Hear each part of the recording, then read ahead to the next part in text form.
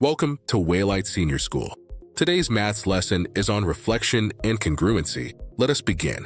Reflection and congruency is an important substrand in measurement and geometry that helps learners understand how shapes can be transformed while maintaining their size and shape. Reflection is a type of transformation in which a figure is flipped to produce a mirror image. When an object is reflected, its image has exactly the same shape and size as the original. Because of this, the object and its image are said to be congruent. A key idea in reflection is the line of symmetry, also known as the mirror line. This is a line that divides a figure into two identical mirror image halves. For example, a rectangle has two lines of symmetry, one vertical and one horizontal. If a shape is folded along its line of symmetry, the two halves match exactly. Reflection has several important properties.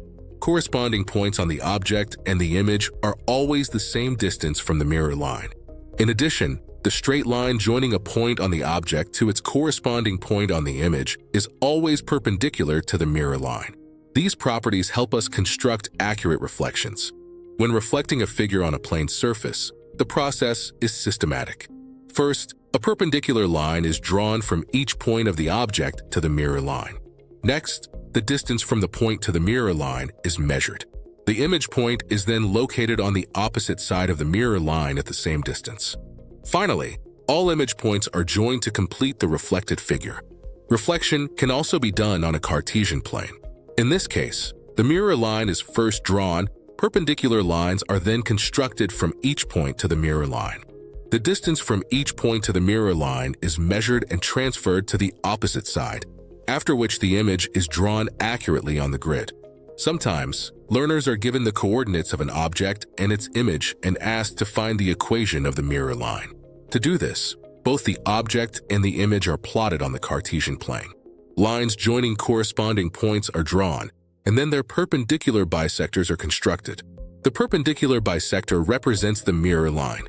To find its equation, any 2 points on the mirror line are chosen, the gradient is calculated, and the equation of the line is determined using the gradient and a known point. Closely related to reflection is the concept of congruency. Figures are congruent if they have exactly the same shape and size, even if they are in different positions or orientations. In geometry, congruency is often tested using triangles. Triangles are said to be congruent if they satisfy any of the following conditions. All 3 corresponding sides are equal. 2 sides and the included angle are equal. 2 angles and 1 corresponding side are equal. Both triangles are right-angled, with equal hypotenuse and 1 other equal side. Understanding reflection and congruency helps learners develop strong spatial awareness and logical reasoning skills, which are essential for solving geometric problems and applying mathematics in real-life situations.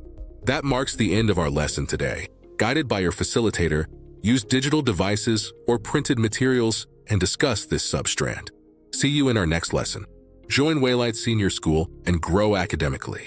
We are located in Comorock Sector 1, Cocoa Court.